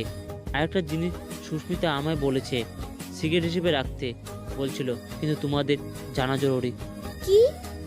সুস্মিতা এখানে নতুন, কিন্তু তার আঙ্কেল আন্টি বলছে যে ছোট থেকে এখানে আছে। কিন্তু সুস্মিতা বলছে আমার কোনো কিছু মনে নেই, শুধু সব কিছু নতুন লাগছে। মানে তাহলে তুই কি ভাবছিস? আমি কি ভাবছি তোমরা ভালোভাবে বুঝতেছো? তার মানে সুস্মিতাই রাবেয়া? হুম। কিন্তু কি করে? তোমরা বলছে রাবিয়া চেহারা শনাক্ত করা যাচ্ছিল না, তাই না? শুধু ওর স্কুল দেখে ওকে তোমরা শনাক্ত করেছে, তাই না? খোঁজ নাও কলেজে গিয়ে সেদিন আসলে কি ঘটেছিল। কেউ না কেউ তো কিছু দেখে থাকবে। আমার বিশ্বাস এই আমার রাবিয়া। কি হতে পারে বলতো? তোমরা একটা জিনিস কি লক্ষ্য করছো? রাবিয়া শুধু চেহারা চিনতে পারছিলে না, তাই না? কিন্তু কাপড় তো যেটা পরে গেছিল সেটাই ছিল পরনে। আমি যতদূর ভাবতে পারছি, হয়তো যদি এমন হয় যে রাবিয়া খুব কাছের কোনো বান্ধবী যে রাবিয়া এর স্কুটি নিয়ে গিয়েছিল। বাবা, এমন কি হতে পারে? আমি তো জানি না খালামণি, এখন সব বিষয় নিয়ে জানতে হবে। সব বুঝলাম, কিন্তু এরকম কিছু হলে রাবেয়া তো কি চিনতে পারলো না কেন? সেটাই খোঁচা দিয়েছে খুব করে বাবা, কি হতে পারে? হ্যাঁ, সেটাই তো কথা। আচ্ছা আমি দেখছি, তোমরা একটু খবর নাও। আচ্ছা। বাই। হ্যাঁ ভাই। আমু যে কথা বললো এটা নিয়ে বেশি চিন্তা আমার। কি হতে পারে এই কাহিনীর রহস্য? সাহিদুল ভাইয়ের সাথে কথাগুলো শেয়ার করলাম, বললো যা করবি ভেবেচিন্তে করবি। পরের দিন কলেজে গেলাম, রাবিয়া মানে সুস্মিতার সাথে দেখা। কেমন আছো? ভালো, তুমি? ভালো। তারপর সবকিছু ঠিকঠাক? সব। ও আচ্ছা, চলো ক্লাসে যাই। চলো। ক্লাস করে অনেকক্ষণ একসাথে আড্ডা দিলাম। তারপর সুস্মিতা আর আমি একসাথে বাসায় আসি। দিন দিন সুস্মিতার খুব কাছাকাছি যেতে লাগলাম। আমরা অনেক ভালো বন্ধু হয়ে গেছিলাম, একে অপরকে খুব সময় দিতে লাগলাম। কলেজে একসাথে আসতে লাগলাম, একসাথে সব কিছু করতাম। কলেজ শেষ করে বাসায় আসতাম একসাথে। একদিন সুস্মিতা বাসায় গেলাম, দাওয়াত দিল। একে তো বাঙালি, তার উপরে সুস্মিতার বন্ধু, তাই খাতির একটু বেশি করতে লাগলো। খাওয়া দাওয়ার পর একসাথে গল্প করতে লাগলাম। আচ্ছা আন্টি, আপনাদের বাসা ঝিনাইদহ না? আপনারা মনে হয় অনেক দিন থেকে এখানেই থাকেন? হ্যাঁ, অনেক দিন থেকে। ওহো, আপনাদের বাচ্চা নেই? না বাবা, সুস্মিতাই আমাদের সব। ও আচ্ছা। তোমার বাসা কই? বাংলাদেশে? গ্রাম সাধুহাটি, পোস্ট বিপদইয়া, থানা ষোলকুপা। ও আচ্ছা। তাহলে আমি আজকে উঠি আন্টি? এখনই যাবে? জি। আচ্ছা বাবা, আবার এসো। আচ্ছা। সুস্মিতার কাছ থেকে বিদায় নিয়ে বাসায় চলে আসি। একটা জিনিস তো পরিষ্কার, কিছু কাহিনী এখানেও আছে। কেননা আমার কথাগুলো বলার সময় আন্টি মাঝে মাঝে আটকে যাচ্ছিল, কিন্তু তারা আপন হলে কি বলার মধ্যে এমন হতো। ভাবতে না ভাবতেই আব্বুর ফোন। হ্যালো আব্বু। হ্যাঁ। বলো, কি বলবা? একটা কথা জানানোর ছিল। কি কথা? তুই যা বলছিস সব ঠিক? কি সত্যি? এমন ভাবে বলছিস তুই জানতিই না। আমি তো জানতাম না, আন্দাজ করছিলাম শুধু। আমরা তো ভাবছিলাম তুই সব জানিস। না আচ্ছা, আর কি জানতে পারলা? তারপর আব্বু যা বললো তা শুনে এটা প্রমাণ হলো যে হ্যাঁ, রাবিয়া বেঁচে আছে। এখন এটা জানতে হবে সুস্মিতা কি রাবিয়া? সেদিন আসলে যা ঘটেছিল আব্বুর কথার মাধ্যমে যা বুঝতে পারলাম তা হলো রাবিয়া প্রতিদিনের মতো সেদিনও কলেজে যায়। ক্লাস শেষ করে বাসায় ফিরে ধরছিল, এমন সময় তার খুব কাছের বান্ধবী তানমিয়ার সাথে তার দেখা হয়। তানিমা তাকে তার বাসায় ছাড়তে বলে, রাবিয়া রাজি হয়ে যায়। এমন সময় রাবিয়া স্কুটি চালাতে যায়, যেহেতু খুব কাছের বান্ধবী তাই না করতে পারেনি। অদ্ভুত ভাবে সেদিন দুজনে একই ড্রেস পরে কলেজে গিয়েছিল। তামিয়া যে নতুন গাড়ি চালানো শুরু করছে তা রাবিয়া জানতো না, কিন্তু রাস্তায় মোড়ে এসে মোড় ঘোরানোর সময় একটা ট্রাকে তাদেরকে চাপা যায়। তামিমা সেখানে মারা যায় আর রাবিয়াকে হাসপাতালে নিয়ে যাওয়া হয়। তানিমা বাবা মা ছিল না, সে তার দাদুদের বাসা থাকতো। এখানে কিছু প্রশ্ন রয়ে যায়, যদি এমনই হতো তাহলে কেউ রাবিয়া পরিবারকে বললো না কেন? রাবিয়াকে তো হাসপাতালে নিয়ে যাওয়া হয়, তাহলে সে সুস্থ হয়ে বাসায় ফিরল না কেন? তানিমা পরিবার আর তার খোঁজ নিল না কেন? কেননা তামিয়াকে তো রাবিয়ার পরিবারই দাফন করে। আসলে যখন তারা আসলো তখন কলেজ ছুটি হয়ে যায়, যাওয়ার কেউ ততটা খেয়াল করেনি। কিন্তু রাবিয়ার বাবা যখন খোঁজ নিয়ে যায় তখন তাদের একজনকে দোকানদার এসব বলে। পরে একই ঘটনা রাস্তার মোড়ে যেও জানতে পারে যায়, সেখানে আগে যাওয়া হয়নি, তাই আগে জানতে পারেনি এই ব্যাপারে কিছু। রাবিয়া হাসপাতালে যাওয়া ঠিকই, কিন্তু সে গুরুতর আহত হয়েছিল, বিশেষ করে মাথায় হ্যাম্পার হয় বেশি। সে স্মৃতিশক্তি হারিয়ে ফেলে, তাই আর বাসায় ফেরা হয়নি তার। তানিমা আঙ্কেলের আন্টি বিদেশে থাকে, কারণ বশত তারা সে সময় দেশে থাকে। তারা জানতে পারে যে তাদের ভাতিজা পাওয়া যাচ্ছে না। তারপর হাসপাতালে যে রাবিয়াকে পায়। যেহেতু রাবিয়া কিছুই মনে ছিল না, তাই তারা রাবিয়াকে নিয়ে নিজের বাসায় চলে যায়। আমি সব বুঝতে পারছি আস্তে আস্তে। এখন শুধু দরকার রাবিয়ার স্মৃতিশক্তি ফিরে নিয়ে আসা, আর তা আমাকে করতেই হবে। তারপর পুরো বিষয়টুকু আমার কাছে পরিষ্কার হয়ে যায়। একদিন রাবিয়াকে আমাদের বাসায় নিমন্ত্রণ দিলাম। সাইদুল ভাইকে সব বলা হয়েছে আর ফুল সাপোর্ট দিতে চেয়েছে। দুপুরবেলা সুস্মিতা এলো। হাই। আসো আসো, ভিতরে আসো। চলো। আসো। বাহ, এত বড় বাড়িতে তোমরা দুজন শুধু থাকো? জি। ও, চলো বাসাটা ঘুরে দেখাই তোমাকে। হ্যাঁ চলো। এখানে আমি থাকি, আমার রুমটা দেখিয়ে দিয়ে। ভালোই, তবে এত অগোছালো কেন? ব্যাচেলার মানুষ, তার উপরে ছিলেন। রুম তো অগোছালো থাকবেই। তাই বুঝি? হ্যাঁ। আচ্ছা, আমি গুছিয়ে দিচ্ছি। আরে লাগবে না, তুমি আমাদের অতিথি। তুমি বাসায় নতুন এলে, আরে সব তোমার দ্বারা করে নিব না? কেমন দেখায়? কি কেমন দেখায়? সরে যাও তো। আরে আরে কি করছো? একটা কথা বলবে না? আচ্ছা। মিনিটের মধ্যে রুম পরিষ্কার করে দিল। এখন অনেক সুন্দর লাগছে। কেমন করে দিলাম? বলার বাইরে। তাই? অনেক সুন্দর গোছাতে পারো তো। কার কাছে শিখেছো? কার কাছে যে মনে নেই, মনে হয় আন্টির কাছে। ওহো, চলো লাঞ্চ করা যাক। হ্যাঁ চলো। লাঞ্চ করতে বসলাম। খাচ্ছি আর ভাবছি, খালামণি এসব গোছগোছাল করে রাখতো সব কিছুই। রাবিয়া সব কিছু খালামণির কাছ থেকেই শিখেছে। আর এখন আর একটা কথা, রাবিয়ার সাথে আজকে খালামণি, খালুর আর আব্বু আম্মুর কথা বলে দিব। সবাইকে তো কিছু বলতে নিষেধ করছি, এখন আমার কথা শুনলে হয়। খাওয়া দাওয়া শেষ করে আব্বু আম্মু ফোন দিলাম ইমো অ্যাপসে। আব্বু রিসিভ করলো। আসসালামু আলাইকুম আব্বু। ওয়ালাইকুম আসসালাম, কেমন আছিস? ভালো, তুমি? আমিও। আব্বু আম্মু খালামণি খালু কই? এই তো আমার পাশেই আছে। আব্বু, তোমাদেরকে একজনের সাথে পরিচয় করায় দিতে চাই। এ হলো সুস্মিতা, আমার কলেজের ফ্রেন্ড। আসসালামু আলাইকুম। সবাই চেয়ে আছে তার দিকে। সুস্মিতা হেদিগ্রস্ত বোধ করছিল মনে হয়। আমি ইশারাতে সবাইকে সাবধান করে দিলাম। ওয়ালাইকুম আসসালাম। সুস্মিতা, এই হলো আমার আব্বু, ইনি হলো আমার আম্মু, ইনি হলো খালামণি, আর উনি খালু। ও, আমি সুস্মিতা। ভালো আন্টি, আপনি? এমন সময় খালামণি কাঁদতে শুরু করলো। আমি তো কি করব না করব ভাবছি, এমন সময় কল কেটে যায়। আচ্ছা, উনি এভাবে কাঁদছিলেন কেন?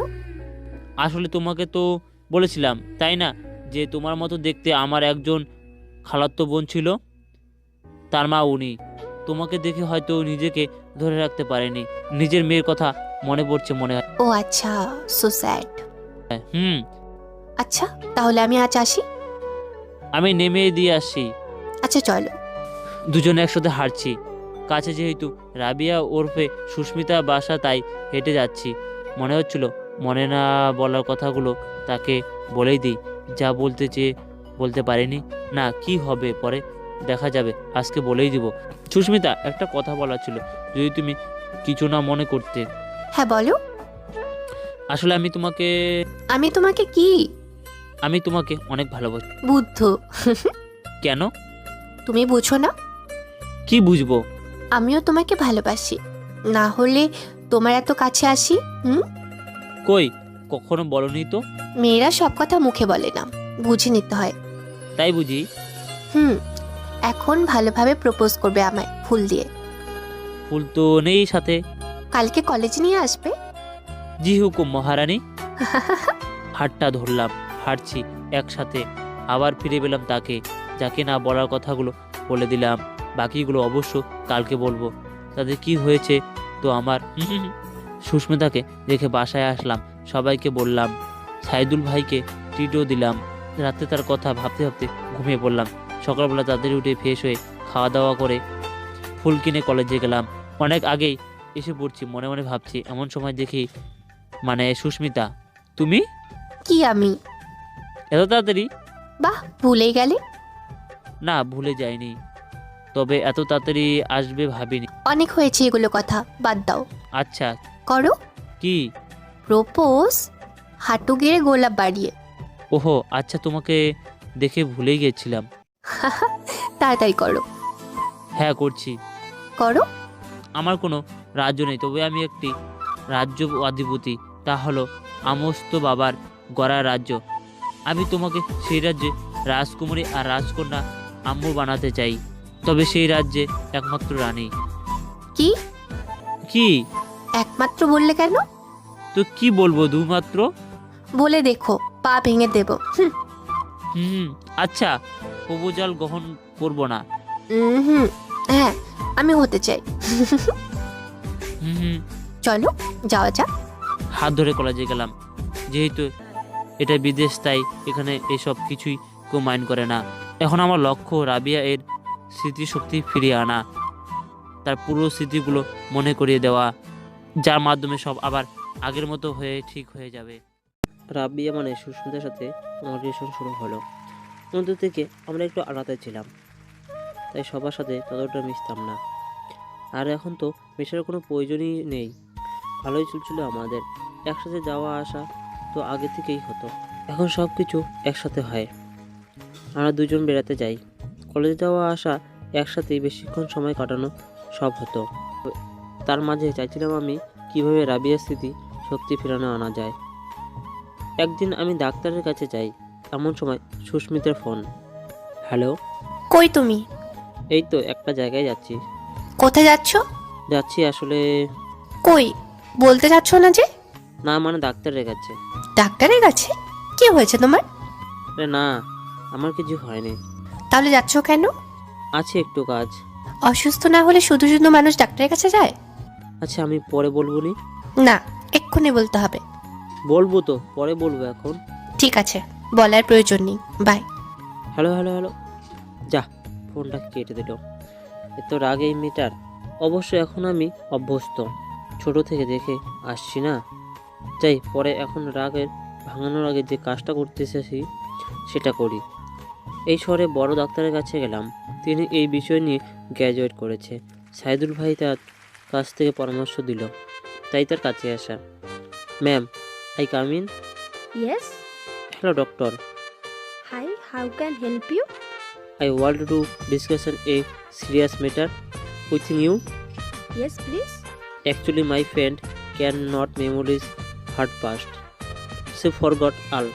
How can saving hack her memory? It's a difficult problem, but it will be solved. I knew to the patient. Okay, I will bring her material. Can I go now?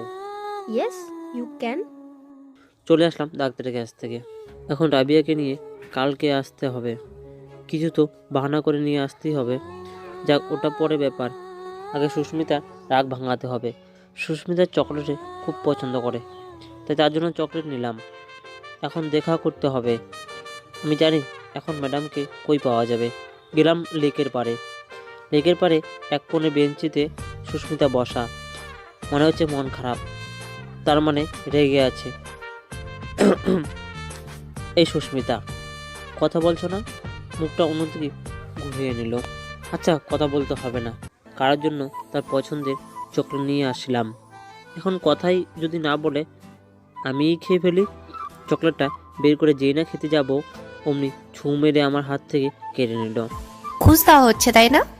ঘুষ কই দিলাম? নিজের বউকে কিছু দেওয়া বুঝি ঘুষ? ওই তাহলে নিজের বউকে সব বলা যায় না কেন? কি বলিনি? ডাক্তারের কাছে কেন গিয়েছিলে সেটা? আচ্ছা এখন বলছি। না লাগবে না, আমি শুনবো না। এই এত রাগ করো কেন? হ্যাঁ আমি রাগ করিনি। তাই মনে হয় এইভাবে কথা বলছো, তাই না? হ্যাঁ। আরে আমি তো দেখা করতে গিয়েছিলাম। কেন? ডাক্তার কি তোমার মামা লাগে? না মামা না, তবে তোমার জন্য। আমার জন্য? হ্যাঁ তোমার জন্য। কই আমার তো কিছু হয়নি, আমি একদম সুস্থ আছি। কালকে তোমায় নিয়ে যেতে হবে, ডাক্তার বলেছে। না আমি যাব না। কেন যাবা না? আরে আজব তো, আমার তো কিছু হয়নি, তাহলে কেন যাব? আমি বলছি তাই। আচ্ছা আচ্ছা যাব, খুশি? হুম হুম হুম হুম। তারপর তাকে নিয়ে বাসায় চলে আসি। তাকে তার বাসায় দিয়ে অবশ্য তার আন্টি আঙ্কেল ও আমার ভালো পছন্দ করে। মাঝে মাঝে যাওয়া হয় তাদের বাসায়। পরদিন সুস্মিতাকে ডাক্তারের কাছে গেলাম। ডাক্তার তাদের কিছু টেস্ট করে দিল। সে বারবার বলছে যে সে এগুলো করবে না, সে ঠিক আছে, কিন্তু আমার কথা শুনতে সব করলো।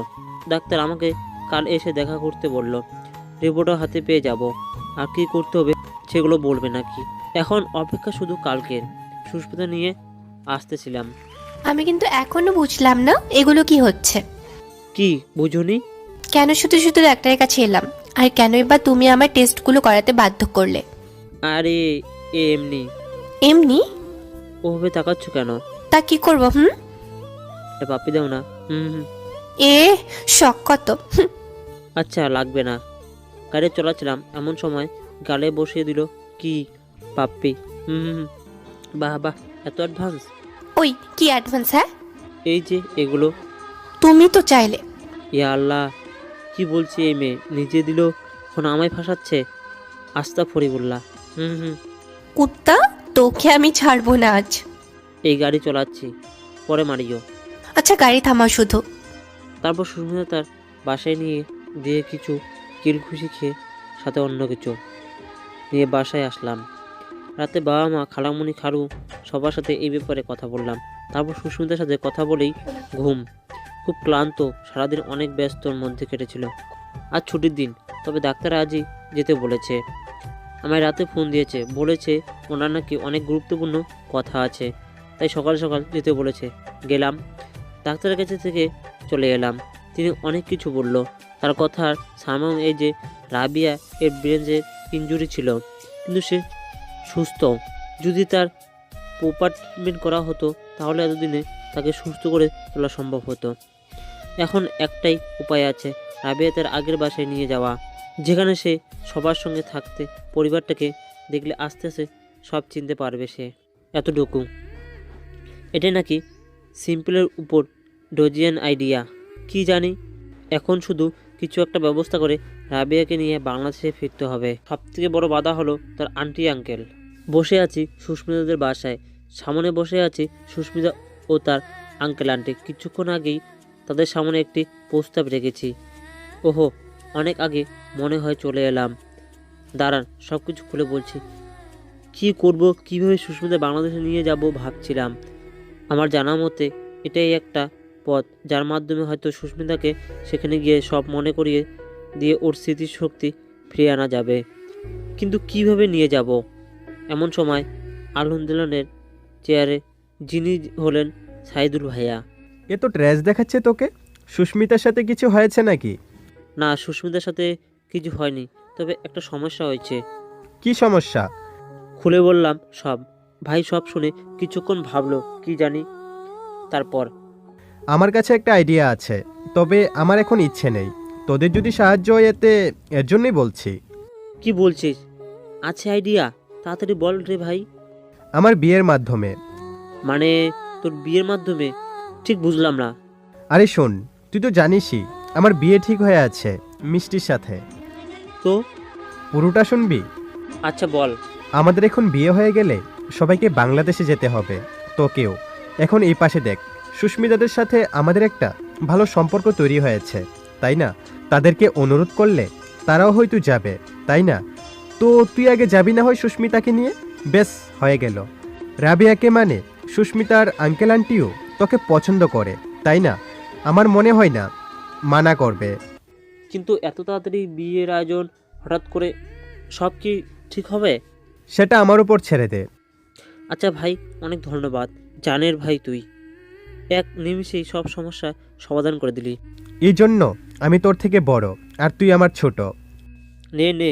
কি? আরে কিছু না ভাইয়া, শুধু একমাত্র সময় নেয়, পরিবারকে সব বুঝায়, সবাই মেনে নেয়। আর 1 মাসের মধ্যে মিষ্টি আপু আর ভাইয়ার বিয়ে। অবশ্য তারাও রিলেশন করে বিয়ে করেছে, তাই আমার অবস্থাটা ভালোইভাবে বুঝবে। এখন শুধু আঙ্কেল আন্টিকে বোঝাবো কীভাবে সেটাই ভাবছি।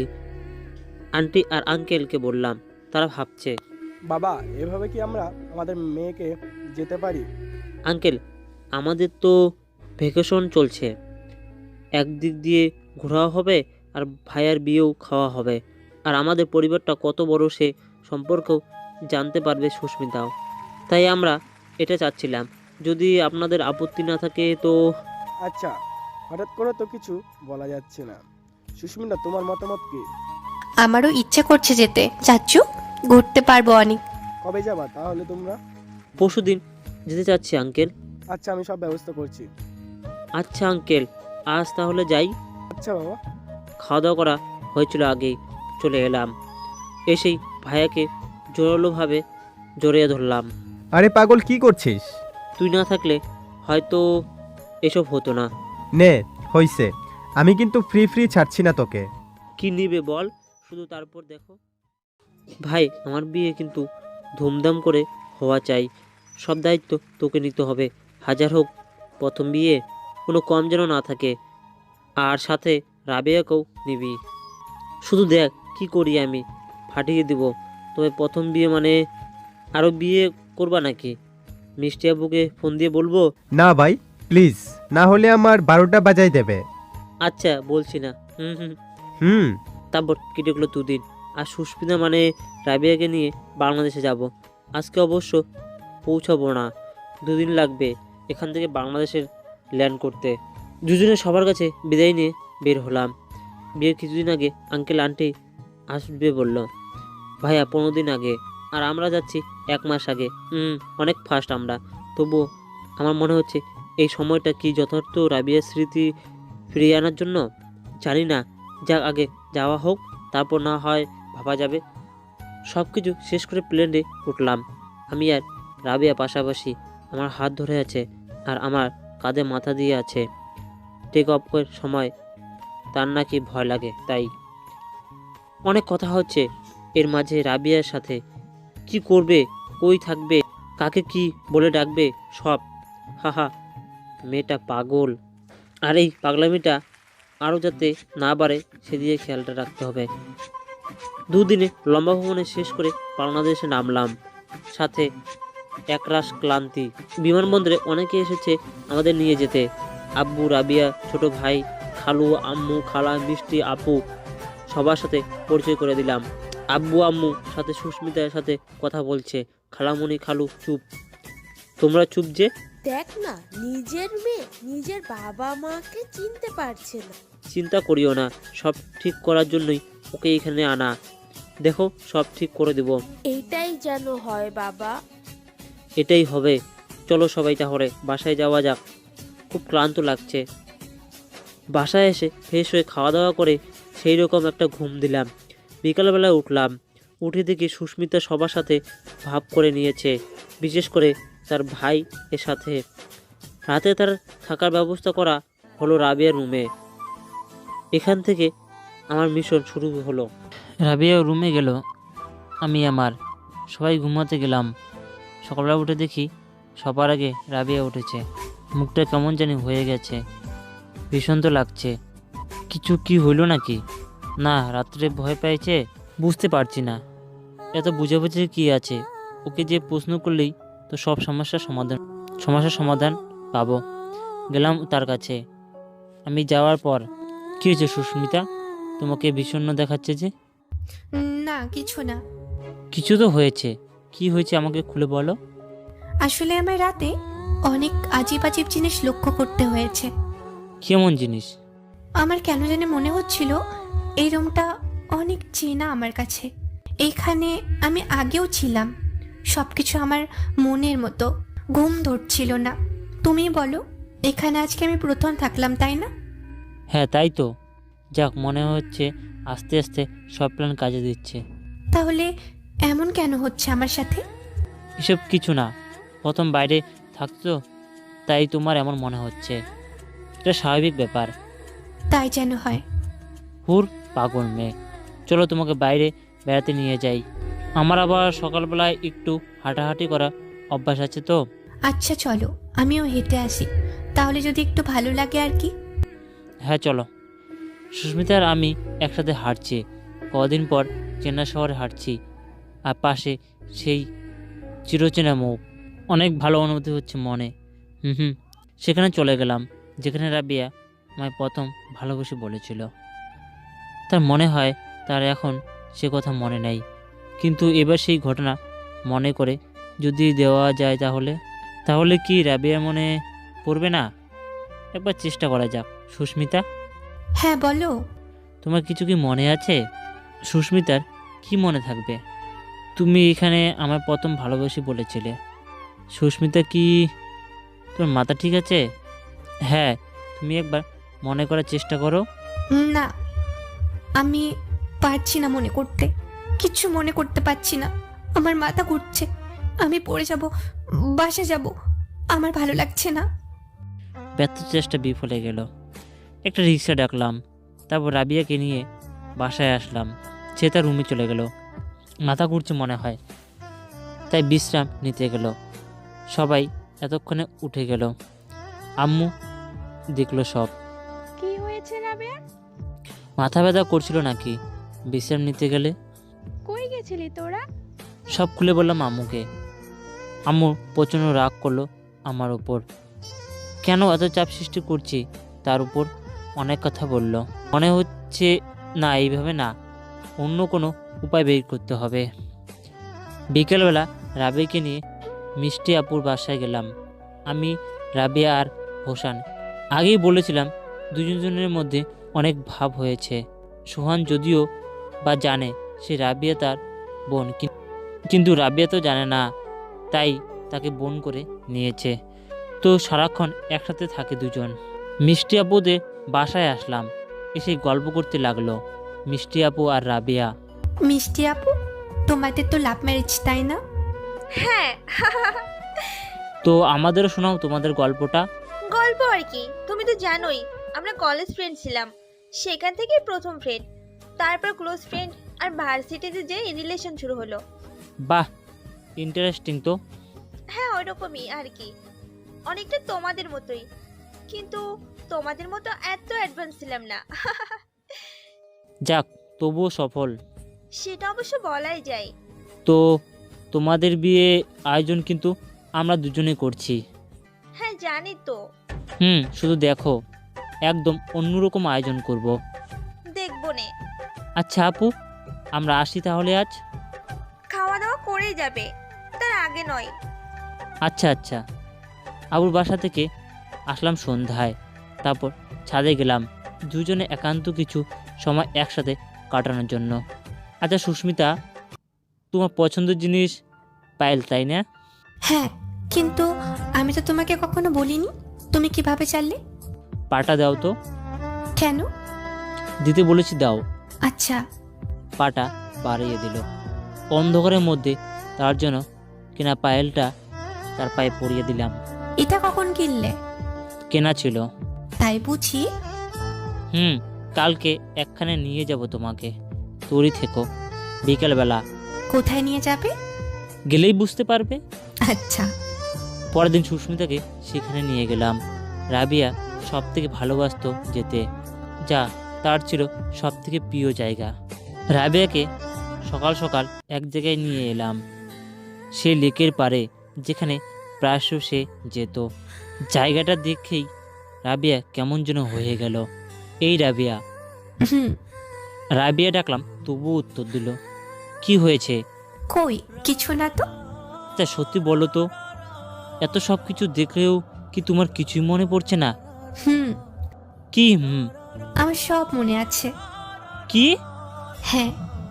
কি মনে আছে তোমার? তোমার সাথে করা খুনসুটিগুলো, আমার কাছে থেকে দূরে চলে যাওয়া, আমার ভালোবাসি বলা, তোমার সাথে লেকের পাড়ে একসাথে বেড়ানো, সব মনে আছে, কিন্তু একবারও তো আমায় বললে না। সময় আসলে বলবো ভেবেছিলাম। কবে এসব কথা মনে পড়ছে? যেদিন আমি প্রথম আমার রুমে যাই, আমার নিজস্ব যে ডায়েরি ছিল সেটা পড়ি, তারপরে আমার আস্তে আস্তে সব মনে পড়তে লাগলো। তবু আমায় বলনি? না, ভেবেছিলাম যখন সময় হবে তখন নিশ্চয়ই বলে দেবো তোমায়। যাক, তাহলে আমি সফল, তাই না? তা জানি না, তবে ধন্যবাদ। জানোই না যখন, তাহলে ধন্যবাদ কেন? আমার পাশে সব সময় থাকার জন্য। এর জন্য ধন্যবাদ? হ্যাঁ। আমার পাশে তুমি থাকবে না আর? তোমার পিছু ছাড়লে তো। হুম, তাই নাকি? হ্যাঁ জি। আচ্ছা, তাহলে তো এতদিন ঘটে যাওয়া সব কিছুই তোমার মনে আছে, তাই না? হুম। আমায় একটু বলবে যে আসলে কিভাবে কি হয়েছিল আর তুমি কিভাবে ইউএসএ চলে গিয়েছিলে? আমাদের অ্যাক্সিডেন্টের পর কি হয়েছিল সেটা মনে নেই, তবে আমার যখন জ্ঞান ফিরে আমি কাউকেই চিনতে পারছিলাম না। আসলে আমার কিছুই মনে ছিল না, তাই হয়তো আমায় তাদের পরিবারে নিয়ে যাওয়া হয় আর একটা পরিচয় দেওয়া হয় আমি তাদের মেয়ে। তারপর চাচু চাচি আমাকে ইউএসএ নিয়ে গেল, যদিও বা তারা বলেছিল আমি ছোট থেকে এখানে থাকি, কিন্তু আসলে আমার কিছুই মনে পড়ছিল না, তাই ধরেই নিয়েছিলাম ওখানে থাকি। তবে চাচু চাচি খুব ভালো, আমার অনেক খেয়াল রেখেছে। এখন তারা যে এমন কেন করলো তা আমি জানি না। তারপর তো তোমার সাথে দেখা, বাকিটা তো জানো। তবে তোমায় দেখেই বুঝে ফেলেছিলাম তুমি আমার অনেক আগের চেনা, তাই তো তোমার সাথে বন্ধুত্ব আর তারপর ভালোবাসা। বাপরে, অনেক বড় ঘটনা। হ্যাঁ, অনেকটা। তো ম্যাম, এখন যাওয়া যাক। সবাইকে তো বলা উচিত, তাই না? হুম। এসে সোজা খালামণির বাসায় কলিং বেল বাজালাম। খালামণি দরজা খুলল। কিরে সুজন, আরে সুস্মিতাও যে, আসো আসো ভেতরে আসো। সুস্মিতা নয়, রাবিয়া খালামণি। মানে তোমার মেয়েকে তোমার কাছে ফিরিয়ে দিতে এলাম। এখন অভিনয় করবে আম্মু? মারে বলে জড়িয়ে ধরল। দুজনে কান্না করছে, হয়তো সুখের কান্না। খালু দেখলো, এলো, সব জানলো। খালু শুরু করে দিল। তারপর সবাই ভিতরে ঢুকলাম। রাবিয়া বাসাটাকে যদিও তার আগেই দেখেছে, তবে আরও ভালোভাবে দেখতে লাগলো। সবাইকে খবর দেওয়া হলো। বাসায় এলো সবাই, অবশ্য সবাই খালামণির বাসায় এলো। আব্বু আম্মু, সুখী আপু, সোহান, আমাদের নানু নানি সবাই এলো। সবাই খুব খুশি, যাক তাদের মেয়ে ফিরে এলো। একটা আনন্দের আমেজ সবার মধ্যে বিরাজ করছে। দেখতে দেখতে 15টা দিন কেটে গেল, আর 15 দিন বাকি আছে সুখী আপু আর সাইদুল ভাইয়ের বিয়ের। আমরা সবাই এয়ারপোর্টে বসে আছি, আর সাইদুল ভাইয়া আসবে। সবাই বলতে আমি সুখী আপু আর রাবিয়া ভাইয়ার ফ্লাইট ল্যান্ড করছে, যে কোনো সময় বের হবে ভাইয়া। দেখতে দেখতে বের হয়ে এলো। ভাইয়াকে বলা হয়নি যে রাবিয়ার স্মৃতিশক্তি ফিরে এসেছে। এর জন্য দুটো কারণ আছে। 1 নাম্বার, ভাইয়াকে সারপ্রাইজ দিব বলে। 2 নাম্বার, ভাইয়া যাতে রাবিয়ার চাচি চাচু সব বলে না দেয় তার জন্য। ভাইয়া বের হয়ে এলো। সুখী আপু সরাসরি যে জড়িয়ে ধরল। পরে আমাদের উপস্থিতি টের পেয়ে লজ্জায় লাল হয়ে গেল।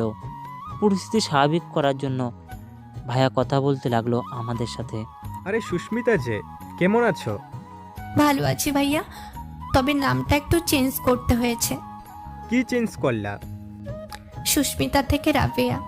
মানে? আসলে ভাইয়া রাবিয়া সব মনে পড়ে গেছে। বাহ, রাবিয়ার সব মনে পড়ে গেল, আর আমায় বললি না তুই? আরে তোকে সারপ্রাইজ দিব বলেই তো। আরে রাখ তোর সারপ্রাইজ, আমি তোদের জন্য এত তাড়াতাড়ি বিয়ে করেছি ইচ্ছার বিরুদ্ধে। কি বললে তুমি? ইচ্ছার বিরুদ্ধে মানে? চলো বাসায় আগে, তারপর তোমার ব্যবস্থা নিচ্ছি। ওদের কথা শুনে আমরা হাসতে লাগলাম। এই তোরা থাম।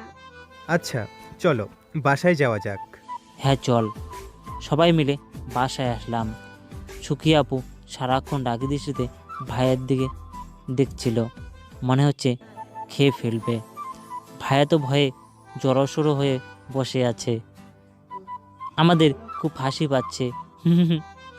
বাসায় এলাম। ভাইয়া সুখী আপু ভাইয়াদের বাসায় নামলো। এখন থেকে আয়োজন শুরু করে দিতে হবে। পরের দিন সবাই মিলে যে বিয়ের কার্ড ঠিক করলাম। তারপর একে একে শপিং মেহেদি সব শেষ হয়ে গেল। পরশুদিন ভাইয়া সুখী আপুর বিয়ে। খুব সুন্দর করে 2টি বাসা সাজানো হয়েছে। আসলে নিজেদের মধ্যেই তো, তাই সব আয়োজন ঘুরে ফিরে আমাদেরই করতে হয়েছে। সবথেকে মজার বিষয় হচ্ছে, যেটা হয়তো আপনাদের বলা হয়নি, সুখী আপু আমার ফুফাতো বোন, আর আমার চাচুর ছেলে সাহেদুল ভাই। হুম হুম, সব ভাই বোনের মধ্যে বিয়ে, অবশ্য রিলেশন করে। আবার এয়ারপোর্টে বসে আছি, পাশে বসা রাবেয়া। অপেক্ষা করছি দুজন অতিথি। সব কাজ ফেলে এখানে ছুটে এসেছি তাদেরকে আমন্ত্রণ করব বলে, আর আমার সব না জানা কথাগুলো জানা হবে। তাই তাদেরকে সদরে গ্রহণ করার জন্যই এখানে আসা। অবশ্যই সব কিছু অবসান হতে যাচ্ছে। চলে এলো সেই সময় যখন প্লেন ল্যান্ড করলো। কিছুক্ষণের মধ্যে বেরিয়ে এলো সেই কাঙ্ক্ষিত অতিথি, আঙ্কেল আন্টি, সুস্মিতার আঙ্কেল আন্টি। আমাদের দেখে বোঝা যাচ্ছে যে দেখে তারা খুব খুশি হয়েছে, আমরাও খুশি। হাজার হোক অনেক খেয়াল রেখেছিল সুস্মিতার। তাদেরকে গ্রহণ করে নিয়ে এলাম আমাদের বাসায়। প্রথমে বাসাটা ঘুরতে ঘুরতে দেখলাম 3 তলা বাসা, সব কিছু দেখালাম। তারপর আমাদের বাসায় নিয়ে গেলাম। কলিং বেল চাপতেই আম্মু দরজা খুলে দিল। আম্মু, উনি হচ্ছেন সুস্মিতার আঙ্কেল আর আন্টি। আসসালামু আলাইকুম। আলাইকুম আসসালাম। আসেন, ভেতরে আসেন। আসেন আন্টি আঙ্কেল। হ্যাঁ চলো। তারপর তাদেরকে নিয়ে ভিতরে যাওয়া হলো। আন্টি আঙ্কেলের জন্য একটা রুমের ব্যবস্থা করা ছিল। তাদেরকে ফ্রেশ হতে খেতে আসতে বলা হলো। এমন সময় আম্মু আমায় ডাকলো। ওই সুজন, তোর সাথে কিছু কথা আছে আমার। হ্যাঁ বলো। আচ্ছা, এনারা কি রাবিয়াকে নিয়ে যাবে? কি জানি, হয়তো। এ বললেই হলো, রাবিয়ামাকে আমি আমার বৌমা বানাবো। আচ্ছা, পরে দেখা যাবে। আচ্ছা। রাত্রেবেলায় আমি আর রাবিয়া আঙ্কেল আন্টির রুমে গেলাম আমাদের দেখেই। আরে বসো বসো তোমরা। না ঠিক আছে চাচি। আচ্ছা আন্টি, আমাদের কিছু জানার ছিল আপনাদের থেকে। আসলে আমি জানি তোমরা কি ব্যাপারে বলতে চাচ্ছ। মানে হলো সুস্মিতা যে রাবেয়া, তা আমরা জেনে গেছি অনেক আগেই। কিভাবে? তোমরা চলে আসার পরেই আমরা তোমাদের ব্যাপারে খোঁজ খবর নিই, তার মাঝেই জানতে পারি। ও আচ্ছা আন্টি, আসলে আমরা পুরো ঘটনাটা জানতে চাচ্ছিলাম। কেন রাবিয়াকে এভাবে দূরে পাঠানো হলো, আর কেনই বা তার সাথে এমন করা হলো? কেননা ডাক্তার বলছিল যদি প্রথম এই ভালো ট্রিটমেন্ট করানো হতো তাহলে রাবিয়া ভালো হয়ে যেত। তারপরেও কেন এমন হলো? হ্যাঁ চাচু, হ্যাঁ চাচি, আমিও জানতে চাই। আসলে আমরা যে নিঃসন্তান তা তো তোমরা জানোই।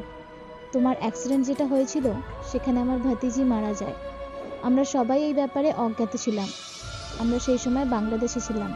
রাবেয়াকে যে হাসপাতালে নিয়ে যাওয়া হয় সেখানে রাবেয়ার সম্পর্কে কেউই কিছু জানতো না।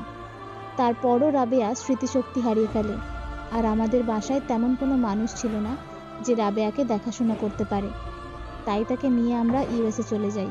কিন্তু কেন বলা হয়েছিল যে রাবিয়া ছোট থেকেই আপনাদের সাথে ছিল? আসলে বাবা, এ বিষয়ে আমরা একটু স্বার্থপর হয়ে গেছিলাম। রাবেয়াকে পেয়ে আমরা সন্তানের অপূর্ণতা ঘোচাই, তাই তাকে হারাতে চাইনি, তাই কাউকে জানতেই দিইনি। আসলে আন্টি আঙ্কেল, রাবিয়া আপনাদের মেয়ের মতো না, আপনাদেরই মেয়ে। আপনারা তাকে মেয়ে হিসেবেই গ্রহণ করতে পারেন, তাই না রাবিয়া? চাচি, আমি তো তোমাদের মেয়ে, তাই না? হ্যাঁ রে মা। এই জন্যই ডাকলে চলে আসতে হবে, কিন্তু তোমাদের যখন তোমাদের এই মেয়েই ডাকবে। আচ্ছা আপনারা কথা বলেন, আমি বাইরে যাচ্ছি। আচ্ছা বাবা। বাইরে চলে এলাম আমি। যাক, আমার সব প্রশ্নের উত্তর আমি পেয়ে গেছি, আর কিছু জমা থাকলো না মনে। ছাদে বসে আছি, এমন সময় রাবিয়া এলো। আমি লক্ষ্য করিনি। এই কি ভাবছো? হ্যাঁ তুমি? হ্যাঁ আমি। কেন, অন্য কাউকে আশা করেছিলে নাকি? না না, তা নয়। তাহলে আমি যে প্রশ্ন করলাম উত্তর দাও। ভাবছি যে সব ঠিক হয়ে গেছে, তাই না? হ্যাঁ, সব তো ঠিক হয়ে গেছে। এখন কি এখন? আমাদের কি এক হওয়া যাবে? না, যায় না। কি? আরে বুদ্ধু, আমি তো তোমারই। তাই বুঝি? হ্যাঁ তাই। তারপর খুব ধুমধাম করে সাইদুল ভাইয়া বিয়ে হয়ে গেল সুকিয়াপুর সাথে। তাদের বিয়ে পর আঙ্কেল আন্টিও চলে গেল। তারাও চলে গেল, রয়ে গেল শুধু রাবিয়া আর আমি। প্রায় 3 বছর পর আমার গ্র্যাজুয়েশন শেষ হয়েছে কিছুদিন আগে। সাথে সাথে রাবিয়ারও। একটা ভালো চাকরি পেয়েছি। আজকে বাসাটা আবার মানুষ দিয়ে ভর্তি, সবাই এসেছে। রাবিয়ার ইউএসের চাচু চাচিও সবাই, কারণ আজ আমার আর রাবিয়ার বিয়ে। খুব ধুমধাম করে রাবিয়াকে নিজের করে নিলাম, আর সব আপন মানুষকে আরেকবার খুশি করলাম। প্রায় 2 বছর পর বাসায় নতুন অতিথি এসেছে। আমার রাবিয়ার কোল আলো করে এসেছে একটা ফুটফুটে মেয়ে, দেখতে হুবহু মায়ের মতো হয়েছে। রাবিয়ার আমার মেয়ে হাসপাতালে বেডে শুয়ে আছে। আমি তাদের পাশে গেলাম। রাবিয়া আমাকে দেখেই একটু জড়িয়ে ধরলো। আচ্ছা সুজন, আমাদের এই ফুটফুটে মেয়ে কার মতো হয়েছে বলো তো? কেন, আমার মিষ্টি বউটার মতো? না তোমার মতো। না তোমার মতো? না তোমার মতো। আচ্ছা, কারো মতো না, আমাদের দুজনের মতন হয়েছে, ঠিক আছে? বলেই তার কপালে একটা চুমু দিলাম। ভালোবাসি বড্ড বেশি তোমার।